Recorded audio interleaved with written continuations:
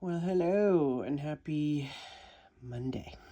Uh, just a quick one today to talk about isms and schisms and engineered psyops and programming like this drones thing. Like, come on. Come on, it's so weak. That is such a psyop. It is such a false flag. It is so poorly orchestrated, and they're just so unoriginal. So, number one, there's that. Number two, big old dookie number two, big old piece of garbage, piece of shit number two is, the music industry is going to go down. It's going to go down in flames, or go up in flames, or nobody will be slow dancing in a burning room. It will be party like it's 1999, dancing on the graves of those who have hurt children for trinkets and baubles. So that may seem harsh. You may not be ready to hear that. You may be pumping your fist in the air like I do when I see, I get some schadenfreude with the people who bullied me relentlessly for years and years, finally getting exposed. And, whether they'll be held accountable in this life or the next, I don't know. Again, a lot of that's above my pay grade. But I wanted to talk about some vocabulary. So human trafficking, sex trafficking, psychic driving, grooming, exploitation, manipulation, gaslighting, gang stalking. These are all satanic tactics. They are Luciferian cult tactics. They've been written down, you guys, in their Masonic demonic materials of how to do this, of how to create a mind slave. Fritz Springmeier on the CIA website has a PDF. Go check it out. It's called How to Create an Undetectable Illuminati Mind Slave. And these are the same tactics they use in mass media and mainstream media. I don't mean to be so sing-songy and sarcastic, but I sometimes get really frustrated with the bullshit and the layers of the Mason onion and their sliminess and their disingenuousness, that word, disingenuousness, their deception, their distortion, and their just absolute nonsense and shenanigans. Okay, malarkey. So, this is my advice for all of us, for myself included. Just be you, do you, boo, whatever that looks like and feels like, as long as it's not hurting children or anyone else, I'm talking about, when I sit here with the name calling and the finger pointing, I get it. That's also a form of a sin. I have to repent and clean my heart and confess and pray and whatever. I don't fast. I like cookies too much. You know what? I'm so glad that I am a chubby middle-aged woman and I am far aged out of what they like, which is really just little boys. At the end of the day, a lot of them just really prefer little boys. That's a fact. If you were look at just the stats of Satanists, they know they can't talk to real women. That's the whole incel thing. They're very bad at it. They don't know how to communicate or relate in deeper ways. So they go very teenage boy. And they are predatory. And then they were predated, or whatever, how you want to say that, exploited as they were young, as they were kids and teenage boys. And now they're the creepy uncle at the Thanksgiving table who, whatever. So tropes. I'm talking about tropes. I'm talking about stereotypes. I'm talking about painting everything with a broad brush. But in this case, I do. I see the cult tactics. I see the slime. Slime. I see it. I don't know how to not see it. And he says, well, focus on the positive. Look for the silver linings, and find the gold. And I do. I wouldn't be alive if I didn't. But also there are some days where you're like, really? Really? Come on now. Really? And today's a little bit of a, really? Okay, kind of a day.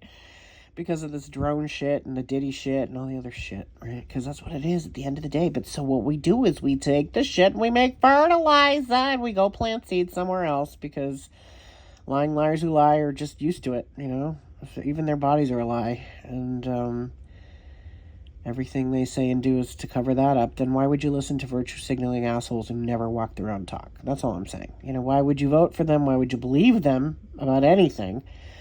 And why would you let them make you feel any type of way about yourself, right? So I'm going to tell you, I don't think the TISM, as it's being called, is as widespread as it's being misdiagnosed and overdiagnosed. and ADHD, which we've all been curated to have with these screens and doom scrolling and scroll holes and, whatever. So really, please stop diagnosing yourself or others, number one. That's an emotional and spiritual and mental violence to do that. So-and-so has bipolar, really? And so why are you inserting that in casual conversation, like gossip, like that, you're trying to explain their behaviors, or how you're not looking at how you triggered or activated certain behaviors out of someone and how someone else might get a different response from them. You're not looking at the spiritual side of things. I really have always, thought Jerry Marzinski was really right on it with the voices are entities. And I like Laura Eisenhower does the galactic history side of things. And, we all have puzzle pieces, right? But so if you don't be you, then you're going to have failed your mission, because that's your main mission. And maybe you go, well, I don't know how to do that. I don't even know what that means.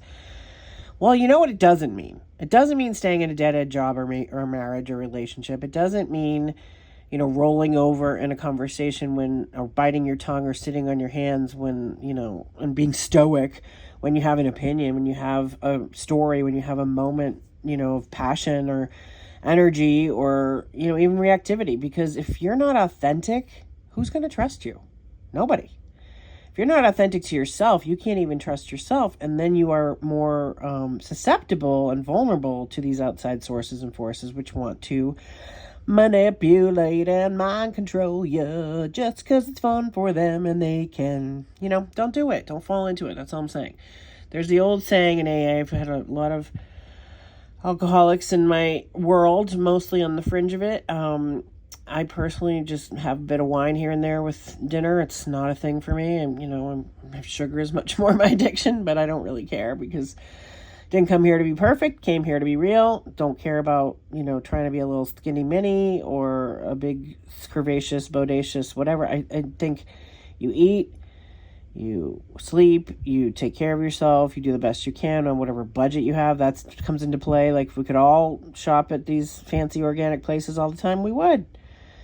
And if sometimes we have to fill our belly up with, hey, I had Pringles for dinner last night, we do. Okay. So, poverty consciousness goes across the board with medicine, nutrition, education, et cetera, et cetera. And it is a generational curse that needs to be broken now for most of us. Whether you have real poverty consciousness, we had to stretch a can of beans 10 ways, or you were just in a broke mindset, or you are living with someone who either spends frivolously or, is totally so frugal they're cheap. We're all writing new money stories. That's also part of the getting over the being controlled by money thing, and financial abuse and people who use their money to abuse their power and to abuse people who don't have it, right? So that has to stop. I mean, I gotta be honest, and this is what it is, but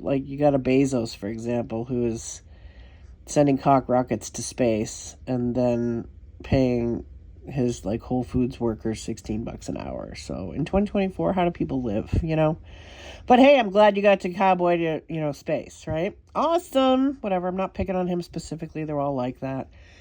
They're all cheap and weird and exploitative and slumlords and, and we all then can be slaves and grunt workers and play the game, or do what we have to do to pay our bills and look the other way. Or we can say this is a vast system and I'm going to, study it from within. I'm going to try to infiltrate sometimes, and then other times I'm going to pull way back out of it because it doesn't feel right. And so then we have to deal with our own conscience and morality around that. And long story short, what I really wanted to focus on today is if you don't be you, someone else will try to tell you how to be, how to think, how to feel, how to eat, how to work, how to make money, how to spend money, how to dress, how to do your makeup. And that's what the world is. It's constantly trying to influence you. It's trying to control and manipulate and exploit.